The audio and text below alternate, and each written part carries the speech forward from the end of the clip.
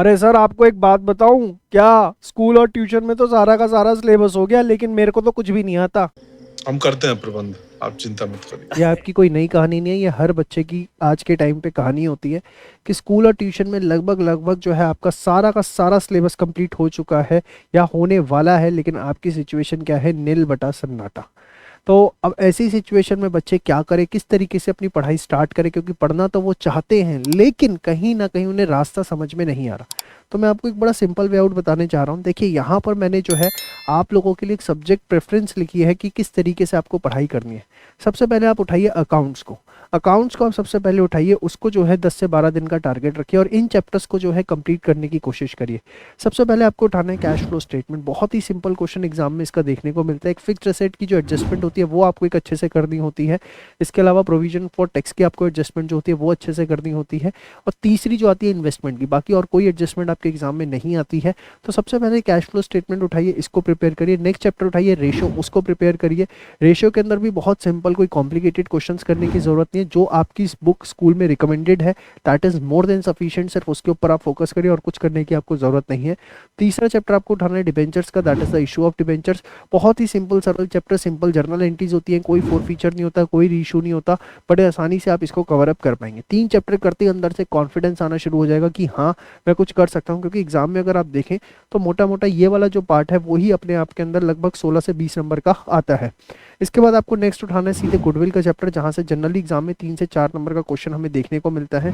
फिर आपको उठाना है फंडामेंटल्स ऑफ पार्टनरशिप। आपकी इस पे कमांड भी होगी, कोई घबराने वाली बात नहीं, क्योंकि ये चैप्टर ऐसा होता है जो जोश जोश में हर बच्चा बहुत अच्छे से पढ़ता है स्टार्टिंग में। तो ये आपको उठाना है। यहाँ तक अगर आप कर लेंगे ना तो लगभग आपका 40 नंबर का अकाउंट्स का पेपर बहुत अच्छे से तैयार हो जाता है। फिर आपको उठाना है बैलेंस शीट। बैलेंस शीट की अगर मैं बात करूँ तो आपके पास शेड्यूल 3 के हिसाब से बैलेंस शीट है, उसके हेड सब हेड आपको पता होनी चाहिए। Comparative balance sheet, comparative P&L, तो ये सब चीज़ें आपको प्रिपेयर करनी है। इतना आप कर लेंगे 50 नंबर का पेपर आपका तैयार हो गया। जब आप इतना तैयार कर लेंगे ना तो आपको आगे की डायरेक्शन अपने आप मिल जाएगी कि किस तरीके से आगे बढ़ना है। लेकिन फिलहाल अगर अभी आपकी सिचुएशन ये है कि आपने कुछ भी प्रिपेयर नहीं किया तो सीधे बड़े चैप्टर मत उठाना। Admission, retirement, issue of shares आपके लिए तकलीफ का विषय बन जाएगा। आपकी प्रायोरिटी यही होनी चाहिए कि इस तरीके से मुझे चैप्टर्स को कंप्लीट करना है। आप देखेंगे आपको बहुत बहुत बहुत जो है इसका एडवांटेज होगा। सर मैं नेक्स्ट आना चाहूँगा बिजनेस स्टडीज़ पे। अकाउंट्स तो मेरा तैयार हो गया, चलो मैं मान लेता हूँ। बिजनेस स्टडीज़ के अंदर आपकी प्रेफरेंस क्या होनी चाहिए? सबसे पहले प्रिंसिपल ऑफ मैनेजमेंट करिए। यहाँ पर जो है आपको पूरा का पूरा बिजनेस स्टडीज़ का बेस मिल जाता है। उस बेस के ऊपर आप पूरी की पूरी अपनी बिल्डिंग को खड़ा कर सकते हैं। फिर नेक्स्ट चैप्टर आपको उठाना चाहिए बिजनेस एनवायरनमेंट। बहुत सरल सिंपल तरीके वाला चैप्टर है, कुछ इसमें टेक्निकल नहीं है, कुछ कॉम्प्लिकेटेड नहीं है, बड़ी आसानी से आप इसे कर सकते हैं। और यूट्यूब पे हमारे लेक्चर्स भी अवेलेबल हैं, वहाँ से आप फ्री ऑफ कॉस्ट जो है इसको कवर अप कर सकते हैं। लिंक जो है कमेंट में आपको पिन कर दिया गया है। प्लानिंग, कंट्रोलिंग, उसके बाद इस तरीके से आपको पढ़ना है। बीच के चैप्टर्स नहीं करने हैं। ऑर्गेनाइजिंग हो गया, डायरेक्टिंग हो गया, चैप्टर 1 हो गया, अभी इसको इग्नोर करना है, एंड में देखेंगे। अभी आपको फर्स्ट बुक के अंदर ये 4 चैप्टर्स जो है इनको बहुत अच्छे से करना है। इसको करने के बाद सीधे आ जाइए फाइनेंशियल मैनेजमेंट, फाइनेंशियल मार्केट पे। वाइवा पॉइंट ऑफ व्यू से बहुत इंपॉर्टेंट होते हैं, आपके प्रोजेक्ट के पॉइंट ऑफ व्यू से बहुत इंपॉर्टेंट होते हैं, प्रैक्टिकल नॉलेज भी चाहिए होती है। ये 6 चैप्टर्स अगर आपने बिजनेस स्टडीज में आपने कर लिए, लगभग 60% कोर्स जो है मोटा मोटा आपका कवर अप हो जाता है। लेकिन इसमें कंजूसी नहीं करनी है, यही तरीका आपको रखना है। और बड़ा सिंपल तरीका है, वीडियो देखिए, नोट्स बनाइए और उसके बाद जो है जो उसमें नोट्स में उसको दिमाग में बिठा लीजिए। खत्म, कहानी से ज़्यादा कुछ करने की ज़रूरत नहीं है। नेक्स्ट आ जाइए मैथ्स में। हर दूसरे बच्चे की तकलीफ मैथ कैसे करें नहीं होता सर। तो देखिए बहुत आसानी से आप उन बड़े चैप्टर्स को क्यों देखते हो बार बार कि application of derivative, integration, application of integration, vector 3D, आप इनको हटाओ अपनी जिंदगी में से, तब अपने आप मैथ्स आसान हो जाएगा। सबसे पहले मैट्रिक्स और डिटरमिनेंट, कोई दिक्कत नहीं है, एनसीईआरटी करिए, एग्जाम्पलर करिए, that is more than sufficient. Probability करिए, उसके बाद एलपीपी करिए, आगे पीछे कर सकते हैं, पहले एलपीपी कर लीजिए फिर प्रोबेबिलिटी कर लीजिए। फिर आ जाओ इनवर्स ट्रिगो पे। ट्रिगो पे डायरेक्टली मत आओ।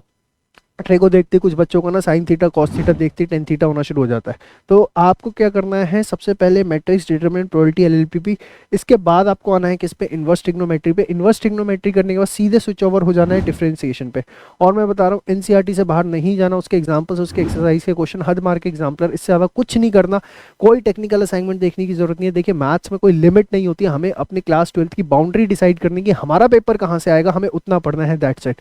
तो उसके लिए सिर्फ इतना कंटेंट करना, मोर देन सफिशिएंट है। इसके बाद इकोनॉमिक्स की बात करना चाहूँगा। इकोनॉमिक्स में पहला फोकस होना चाहिए मैक्रो इकोनॉमिक्स। कुछ भी नहीं किया है तो सबसे पहले छोटे चैप्टर्स कर लो, money and banking, government budget, balance of payment. उसके बाद आओ आप नेशनल इनकम पे, फिर determination of income and employment पे। इंडियन इकोनॉमी को बाद में उठाना क्योंकि थोड़ी सी बोरिंग हो जाती है, इस वजह से बच्चों का इंटरेस्ट नहीं क्रिएट हो पाता है।